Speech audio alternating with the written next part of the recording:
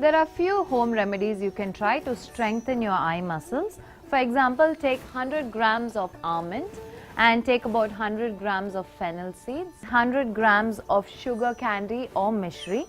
Grind all of these and make a coarse powder out of it like this. Take about 2 teaspoons of this coarse powder, add it in a glass of warm milk, mix it well and have this every night before you sleep, and remember not to have anything after you have this.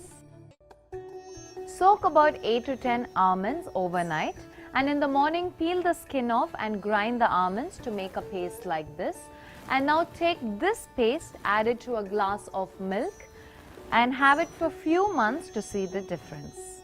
Wash 6 to 8 gooseberries or amla, grind them and extract a juice out of it like this. Now add this juice to a bowl.